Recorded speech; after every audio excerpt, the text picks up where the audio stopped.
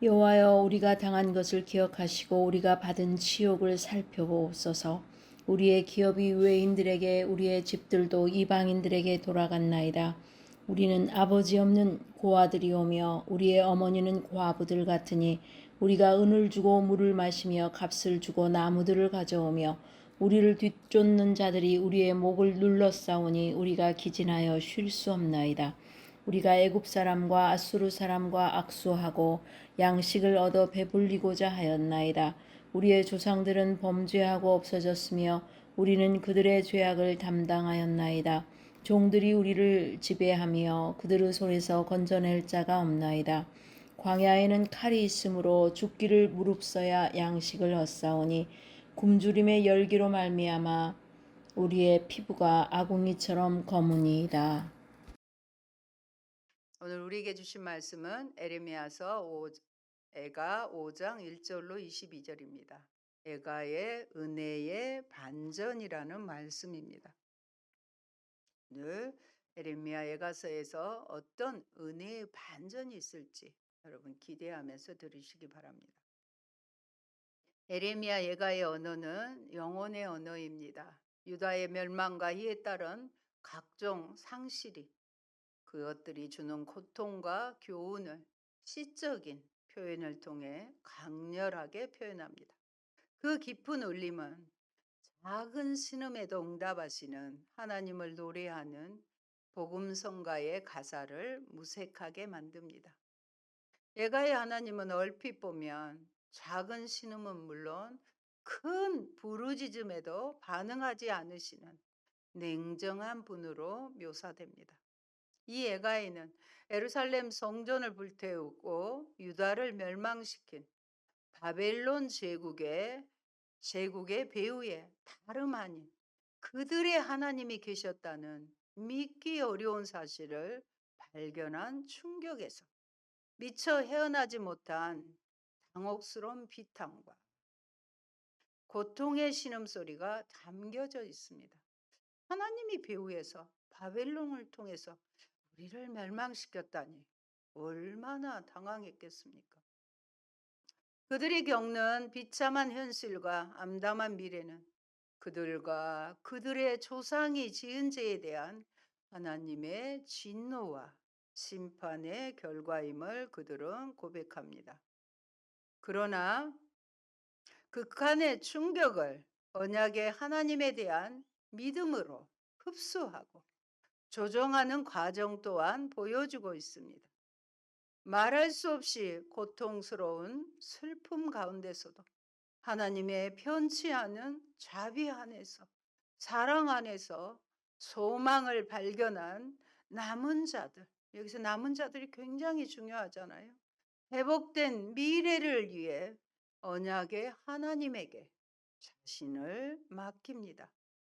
슬픔이 변하여 다시 기쁨이 될 날을 바라보고 있습니다. 특히 슬픔과 고통 가운데도 증대되는 미래의 전망에 초점을 맞추고 있다는 것입니다.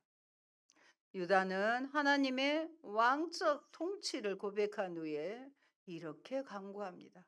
우리를 주께로 돌이키소서. 그리하시면 우리가 주께로 돌아가겠사오니, 이는 은혜의 반전과 아울러 돌이킴의 역사를 보여줍니다. 5장의 구조는요, 1절과 21절이 단원, 즉 기도라는 사실에서 출발합니다. 어떠한 고통도 성도의 기도를 막지 못합니다. 기억하소서, 살펴보소서라는 탄원으로 구성된 평행법은 절망 속에서도 하나님께 나아가 자비와 긍휼을 구하는 호소를 강조적으로 표현합니다. 이렇게 애가는 고통의 언어로 자비로우신 하나님께 단언하는 기도입니다. 지옥의 현장으로 영광의 하나님을 초청합니다. 삶의 수치와 고난, 절망에 엄습하여도 성도는 기도의 끝만은 놓지 말아야 합니다. 1절을 보면 여호와여, 우리가 당한 것을 기억하시고 우리가 받은 치욕을 살펴보옵소서라는 선지자의 강구가 제시됩니다.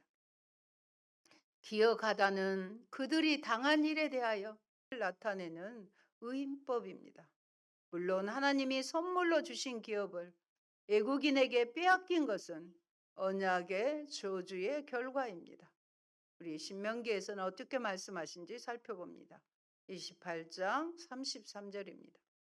내 토지 소산과 내 수고로 얻은 것을 네가 알지 못하는 민족이 받겠고 너는 항상 압제와 학대를 받을 뿐이리니.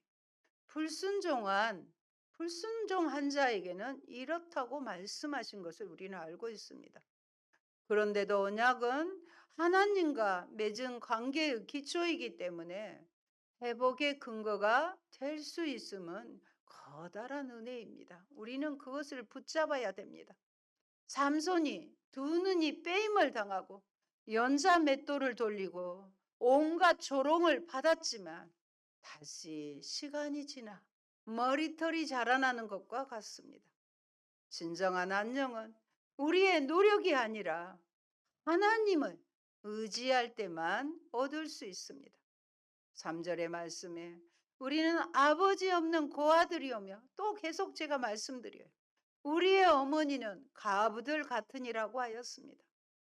오늘날 우리들 역시도 이스라엘 사람들처럼 각자 저마다의 소원을 쌓고 그것을 하나님 대신 의지하는 우를 범하는 일가 비일비재합니다. 하나님은 뒷전에 두고 자신의 뛰어난 죄주나 쥐 혹은 많은 돈이나 좋은 배경을 쌓기에 온갖 정성을 기울입니다.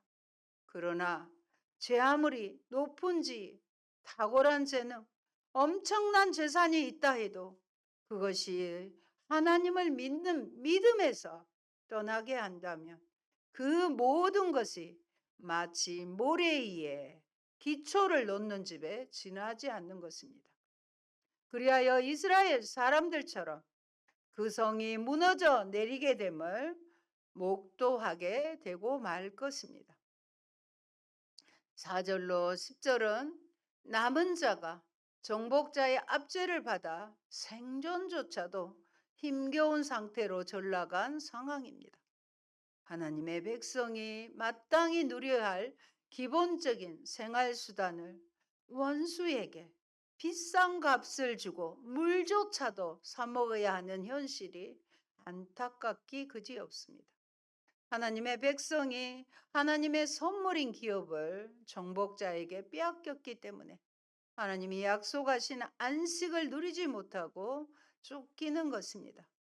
6절, 유다의 남은 자들이 먹고 살기에 하나님 대신 강대국을 의존하는 모습을 보여줍니다. 그리고 이렇게 고백합니다. 우리가 애굽 사람과 세상과 아수르 사람, 힘센 상대들과 악수하고 양식을 얻어 배불리고자 하였나이다 하고 고백합니다.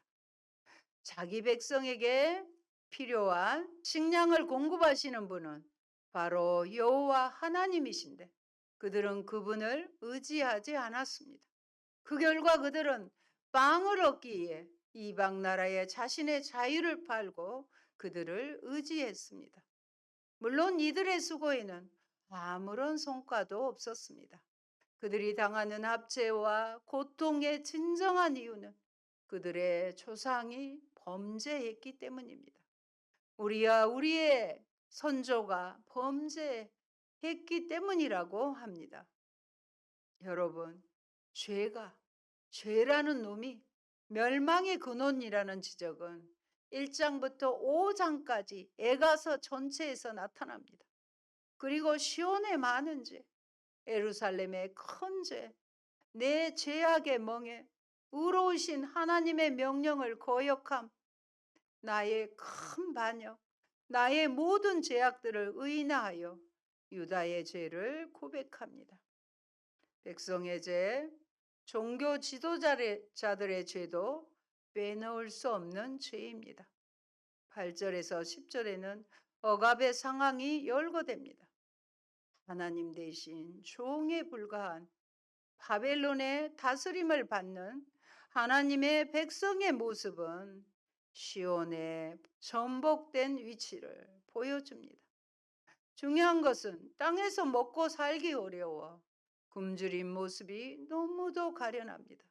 더욱 비극적인 것은 그들에게 그들을 도와줄 구원자가 없다는 사실입니다. 사실 위로자도 없습니다. 이는 하나님이 유다 백성을 외면하셨기 때문인데 이건 역시 언약의 저주의 실현인 것입니다. 둘째, 고통받는 사람들의 고통스러운 슬픔입니다. 여러 곳에서 바벨론의 잔혹한 지배 때문에 유다 공동체의 각계각층이 붕괴된 모습과 치욕의 내용을 증언했습니다. 11절에 대적들이 시온에서 푸녀들을, 유다 각 성읍에서 처녀들을 욕보였나이다. 청년들과 여자들이 빼앗긴 시온과 유다 땅에서 끔찍한 잔혹행위와 억압의 대상이 되었습니다. 지도자들도 예외가 아니었습니다. 이 또한 유다의 죄에 대한 하나님의 처벌입니다. 이런 가운데 언약 백성의 명예가 땅에 떨어지면 물론 공동체 조직이 와해되고 생존 자체가 위협을 받아 당사자들이 느끼는 슬픔은 이루 말할 수 없었습니다. 삶의 기쁨과 보람은 시온의 멸망과 더불어 사라졌습니다. 어떻게 이런 일이 일어날 수 있는가요? 에레미야의 경고를 듣지 아니하였기 때문입니다. 그 결과 노래가 그치고 마음의 즐거움이 그치고 춤이 슬픔으로 변하였습니다. 자랑스러운 예루살렘의 영광이 땅으로 추락했습니다. 보배로운 시온, 완전한 자요 세상의 기쁨인 시온이 멸망한 것입니다. 시온산은 완전한 황무지가 되었습니다. 이스라엘의 범죄 때문에 하나님의 처소가 짐승의 처소가 된 것입니다. 그러나 여러분, 하나님의 보좌가 영원하기에 성도는 항상 소망 중에 살아갈 수 있습니다. 18절, 19절에 보면은요. 시온산이 황폐하여 여우가 그 안에서 노나이다. 여호와여, 주는 영원히 계시오며 주의 보좌는 대제에 이르나이다 라고 하였습니다. 하나님의 보좌는 영원한 보좌이기에 우리 성도들에게도 절대적인 절망이란 존재하지 않습니다. 이 사실을 기억하고요. 소망을 잃지 말고 하나님을 바라보며 살아가야 하겠습니다. 또한 반드시 회복될 것이라는 확고한 믿음으로 절망적인 상황도 극복하고 일어서는 삶을 사셔야 합니다. 아무것도 다 잃어버린 탕자이지만 아버지 집으로 돌아오면 다시 회복된다는 것을 기억하시기 바랍니다. 셋째, 하나님의 통치의 확신과 자비의 강구입니다. 19절에 보면 여호와여, 주는 영원히 계시오며 주의 보좌는 대대에 이르나이다. 이런 확신이 여러분에게 있었으면 좋겠습니다. 다시요, 여호와여, 주는 영원히 계시오며 주의 보좌는 대대에 이르나이다. 슬픔이 밑바닥에 다다랐을 때 은혜의 반전이 일어납니다. 그 계기는 하나님의 성품과 역사에서 마련되었습니다.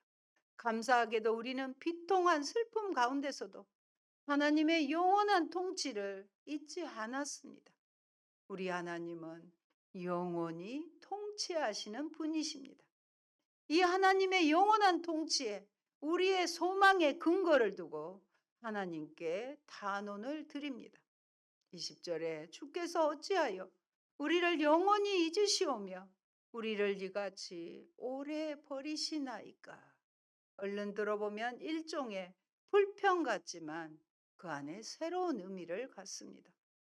왕이신 하나님은 결코 자기 백성을 영원히 잊어버리거나 버리실 수 없습니다. 그것은 하나님이 자신을 부인하는 격입니다. 그 결과 현실에 대한 새로운 인식이 가능케 합니다. 기도하는 사람은 하나님의 때를 알며 이를 또한 기다릴 줄 알아야 합니다. 하나님께 기도하는 사람에게는 하나님의 때를 기다리는 것이 중요합니다. 상황이 다급하면 할수록, 고통이 크면 클수록 하나님의 응답이 신속하게 임하기를 기대하는 것은 당연합니다. 그러나 하나님의 응답이 지체된다 하여 하나님께서 응답하시지 않는 것처럼 생각하고 믿음을 잃거나 낙심해서는 안 됩니다. 하나님은 한결같으시잖아요. 하나님의 때를 분별하고 그때가 이루어지기까지 믿음과 인내로 기다려야 합니다. 21절 말씀, 여호와여 우리를 주께로 돌이키소서. 그리하시면 우리가 주께로 돌아가겠사오니 우리의 날들을 다시 새롭게 하사 옛적 같게 하옵소서. 아멘. 이런 간구가 여러분들에게 필요합니다. 회복을 위한 단원으로 미래에 하나님이 회복하실 회복을 내다봅니다. 허락하실 회복을 내다보는 거예요. 돌이키시는 하나님에 대한 믿음과 돌이키겠다는 회개의 다짐이 함께 나타납니다. 이는 에레미야 예가 메시지의 요약입니다. 옛날처럼 즉 주님의 은총을 마음껏 누렸을 때처럼 회복시켜 달라는 탄원을 드립니다. 우리 22절 마지막 함께 읽겠습니다. 주께서 우리를 아주 버리셨사오며 우리에게 진노하심이 참으로 크시니이다. 이렇게 고백했지만 여러분, 하나님은 우리를 버리지 않으시고 약속하신 바를 이루실 것이기 때문에 우리는 하나님을 포기할 수 없다는 의미를 포함하고 있습니다. 하나님이 하나님의 언약에 기초하여 하나님의 구원의 회복을 소망하는 말씀으로 에가서 전체를 마감합니다. 그러면서 우리에게 주시는 메시지를 살펴보도록 하겠습니다. 먼저 첫째, 죄와 고통의 문제입니다. 고통의 문제는 보편적인 문제이며 이 세상에서 고통의 문제를 피해갈 수 있는 사람은 아무도 없습니다. 그런데 궁극적으로 모든 고통은 결국은 그리스도의 고난을 통해 우리는 해답을 찾을 뿐입니다. 예루살렘의 죄악을 보고 에레미야처럼 우셨던 그리스도의 십자가를 통해 이루어질 것입니다. 십자가의 고난을 통해 그리스도께서 이루신 구원의 은총 때문입니다. 오늘도 여전히 자신만의 애가를 부르는 죄인들에게 죄사함이 적용되고 하늘의 위로가 주어질 것입니다. 애통하는 자는 복이 있나니 그들이 위로를 받을 것이며. 둘째, 당하는 고통이 죄에 대한 처벌임이 분명한 때는 철저한 회개가 문제 해결의 필수 조건입니다. 내가 지금 당하는 고통이 나의 죄라고 하면 회개는 필수적이라는 것입니다. 성경은 죄에 대한 징계를 당하는 사람이 하나님의 참 아들이라는 것입니다.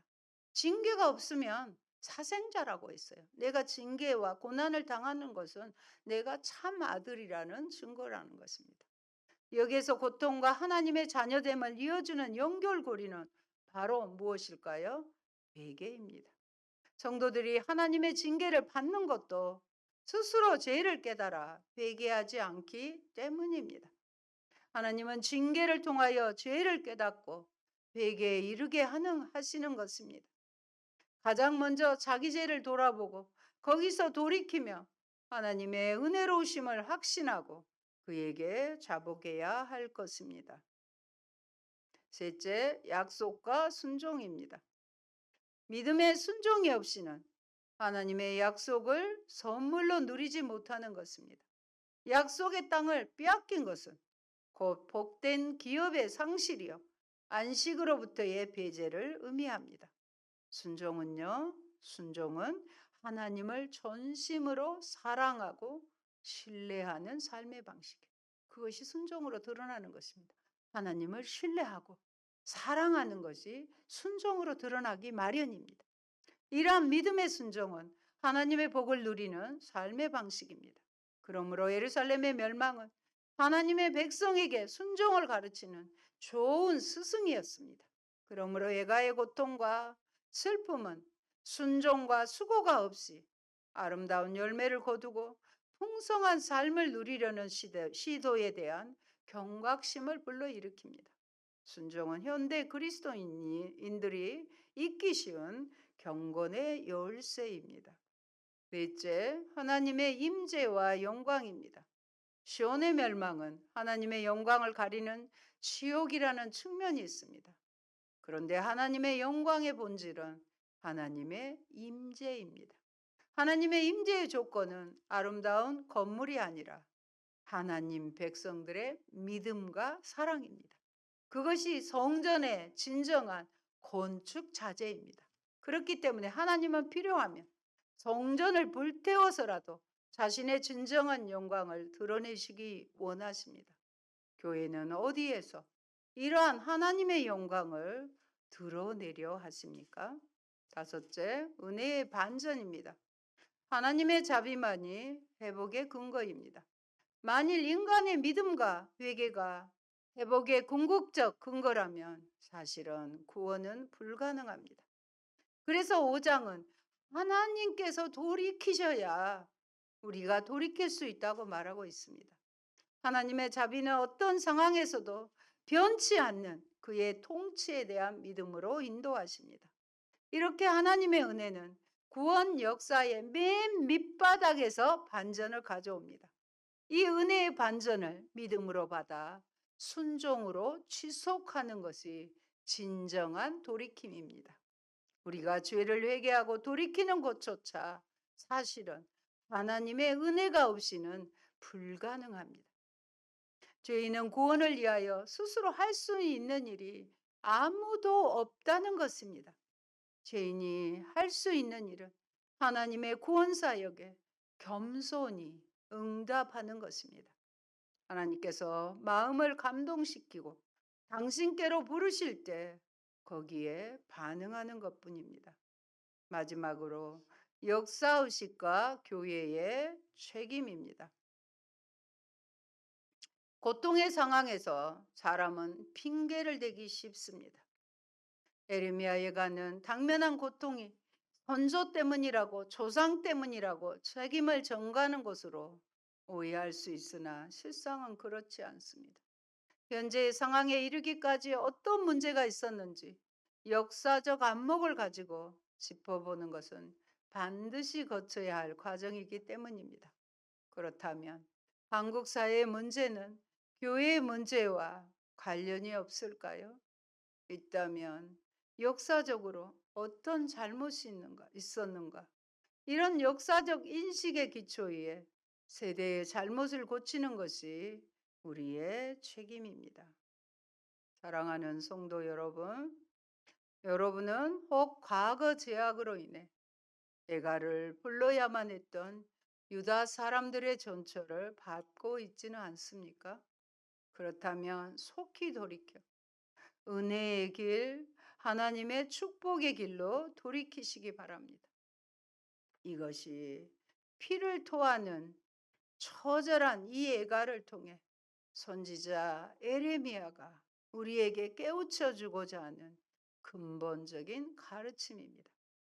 실로 하나님의 은혜 안에 거할 때 비로소 우리는 후회와 낙심, 절망 가득한 애가가 아닌 기쁨과 감사의 찬송이 넘쳐나는 축복의 삶을 살 것입니다.